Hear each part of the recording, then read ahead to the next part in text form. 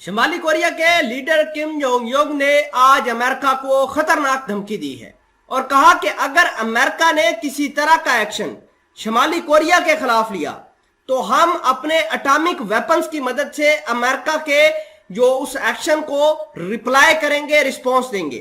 یہ basically Kim Jong Jung نے threat کیا ہے امریکہ کو۔ امریکہ کرنے کیا والا تھا جس کی وجہ سے کم جونگ یونگ بھڑکے؟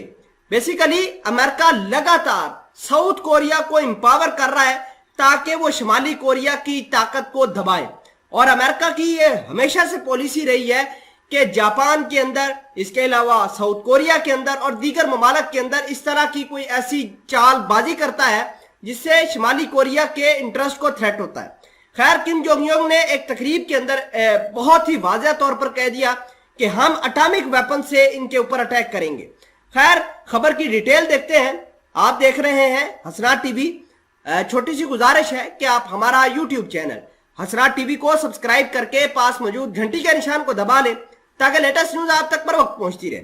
امریکہ کی ایک پرانی عادت ہے کہ وہ دنیا کے اندر جنگیں کرواتا ہے اور جنگیں کروانے کے بعد وہاں پر اپنے ہتھیار بیچتا ہے، اور امریکہ کی یہ کوشش رہی ہے کہ وہ ملکوں کے اندر گورنمنٹ کو تباہ کرے، گورنمنٹ کو ٹوپل کر کے اپنی مرضی کے پپٹ وہاں پر لا کر بٹھائے۔ افغانستان ہو، پاکستان کے اندرونی حالات ہو، لیبیا ہو، سیریا ہو، یہ تمام تر معاملات آپ دیکھ چکے ہیں۔ خیر، آپ کو یہ بھی بتا دیں کہ اب دوبارہ شمالی کوریا کے بہاف پر جو ہے کم جونگ یونگ نے کہا ہے کہ اس طرح کی اوچھی اگر پریکٹس کی گئی، اوچھا ہتھ کنڈا استعمال کیا گیا شمالی کوریا کے خلاف، تو ہم ہر طریقے سے امریکہ کو اپنے اٹامک ویپنز کی مدد سے روکیں گے۔ آپ کو یہ بتا دیں کہ جون کے مہینے میں شمالی کوریا نے intercontinental ballistic missile fire کیے تھے اور 4 مرتبہ اس کا ٹیسٹ بھی کیا تھا۔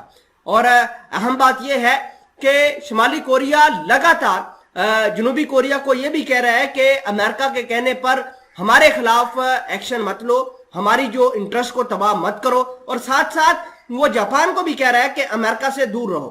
اگر ایسا کرتے ہیں یہ لوگ، شمالی کوریا کے خلاف جاتے ہیں جنوبی کوریا اور جاپان، تو حالات مزید بگڑیں گے۔